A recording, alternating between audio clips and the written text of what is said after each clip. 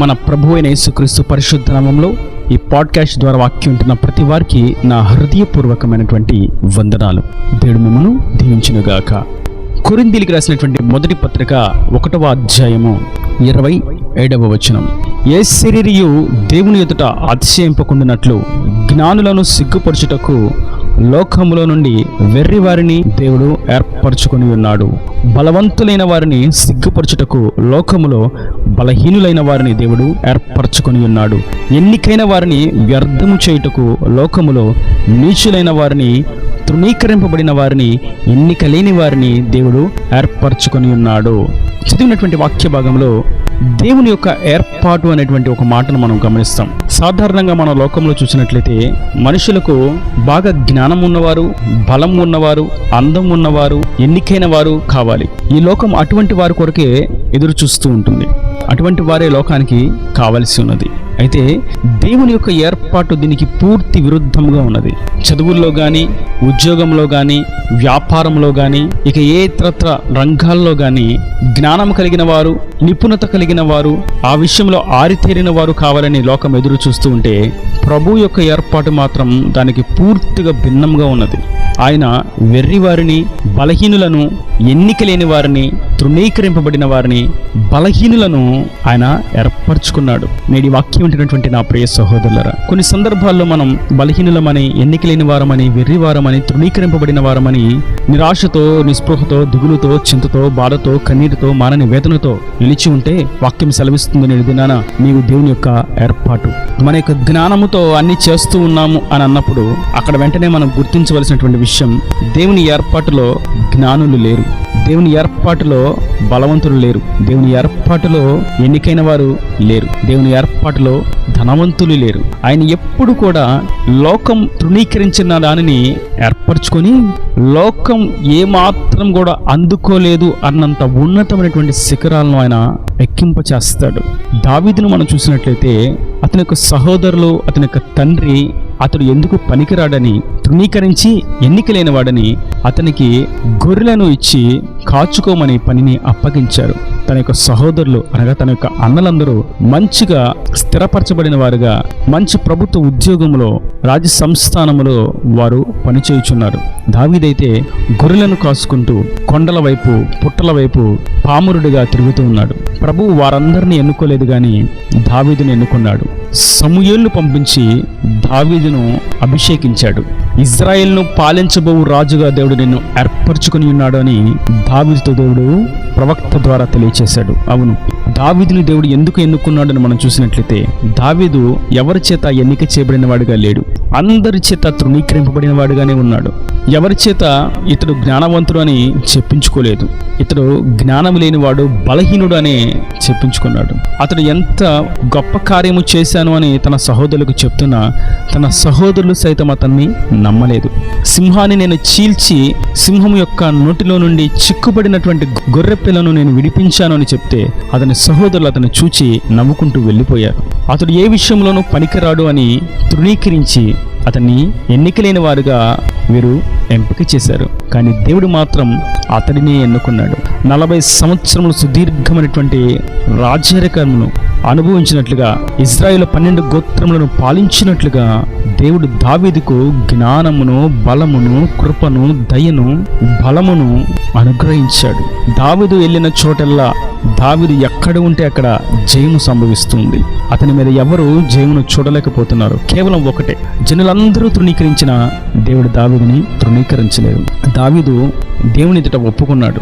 నేను పురుగు వంటి వాడను, ఎన్నికలైన వాడను, నేను పశుప్రాయుడను అని దేవుని ఎదుట తన యొక్క స్థితిని ఒప్పుకున్నాడు. కనుకనే మనుషుల చేత తృణీకరింపబడినప్పటికీ దేవుని చేత ఎంపికైన వాడుగా ఉన్నాడు. నేటి వాక్యం వింటున్నటువంటి నా ప్రియ సహోదరులారా, మనం మనుషుల చేత తృణీకరింపబడుతున్నప్పటికీ, మనం ఎన్నిక లేని వారుగా ఉన్నప్పటికీ, మనం జ్ఞానం లేని వారుగా, వెర్రి వారంగా ఉన్నప్పటికీ, మన యొక్క అజ్ఞానమును, మన యొక్క వెర్రితనమును, మన యొక్క అవిధేయతను, మన యొక్క పాపమును, మన యొక్క అవిధేయతను, మన యొక్క బుద్ధిహీనమైనటువంటి క్రియలను ప్రభువు దగ్గర ఒప్పుకున్నట్లయితే ఆయన మనలను ఏర్పరచుకుని ఉన్నాడన్న సంగతి మనం గుర్తిస్తాం. ఎందుకంటే ఆ దినమున ఆయన గొప్ప గొప్ప భీకరమైనటువంటి కార్యాలను చేయ పూనుకుంటాడు.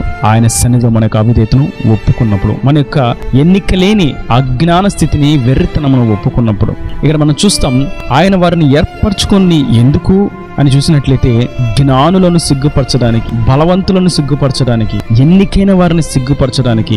మీరు లోక సంబంధంగా బలము, జ్ఞానము, ధనము, పేరు, ప్రఖ్యాత, కీర్తి, ప్రతిష్టతలు కలిగి ఉన్నప్పటికీ నేను ఎన్నుకున్న ఈ వెర్రి వారి ద్వారా జ్ఞానయుక్తమైనటువంటి, బలమైనటువంటి, భీకరమైనటువంటి కార్యాలను నేను చేస్తానని దేవుడు ఎన్నికైన వారిని ఎన్నుకుంటాడు. వారి ద్వారా గొప్ప కార్యాలను జరిగిస్తాడు.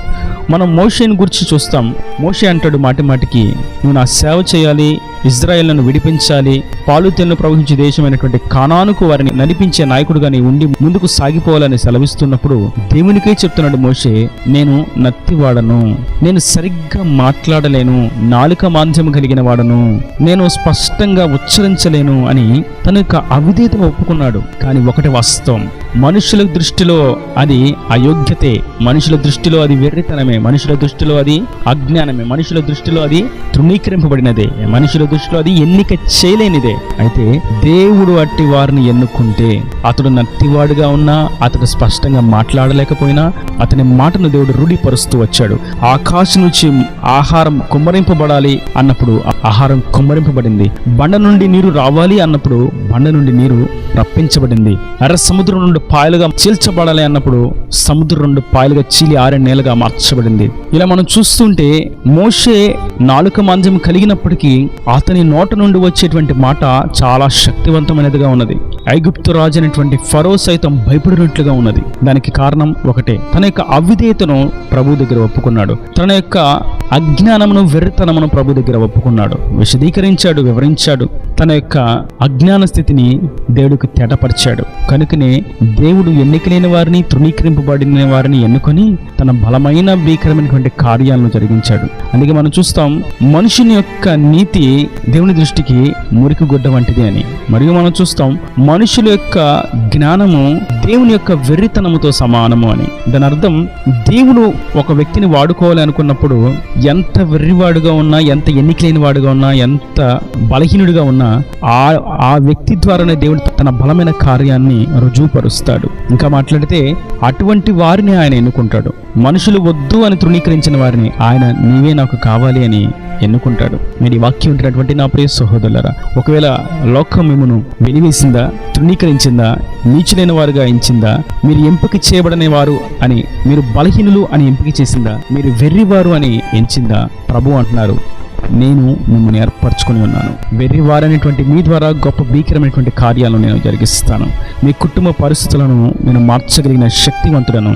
మీరు చేసేటువంటి ఆ చిన్న ప్రార్థన, మీరు చేసుకునేటువంటి ఆ చిన్న తీర్మానం, మీరు కలిగి ఉన్నటువంటి ఆ విశ్వాస జీవితం, మీరు కలిగి ఉన్నటువంటి ఆ భక్తి, మీరు కలిగి ఉన్నటువంటి ఆ పరిశుద్ధతను బట్టి నేను గొప్ప భీకరమైనటువంటి, అద్భుతమైనటువంటి, ఆశ్చర్యమైనటువంటి కార్యములు చేస్తానని ప్రభు సెలవిస్తున్నారు. కారణం ఒకటే, మనం ఉన్నటువంటి ఆ యొక్క హీనమైనటువంటి స్థితిని ప్రభు దగ్గర ఒప్పుకున్నట్టు చేత. అదే మనం ఒప్పుకున్నట్లయితే దేవుడు మన ద్వారా గొప్ప కార్యాలను జరిగిస్తాడు. ఒకవేళ లోకం నీవు వద్దు అన్నప్పటికీ ప్రభు నీ ద్వారా నేను గొప్ప కార్యాన్ని చేస్తానని ఆయన జరిగిస్తాడు. అనేకుల మధ్య సాక్షిగా నిలబెడతాడు. ఇలా మనం చూస్తున్నట్లయితే చరిత్ర ఆధారాలను అనేకులను దేవుడు మనకు గుర్తు చేస్తాడు. మొర్దెకైని మనం చూస్తాం, యోసేపును మనం చూస్తాం, అపోస్తులను మనం చూస్తాం, ప్రవక్తలను మనం చూస్తాం, భక్తులను చూస్తాం. ఇలా అనేకులను మనం చూస్తాం. వెర్రివారైన వారి ద్వారా దేవుడు గొప్ప కార్యమును జరిగించినట్లుగా.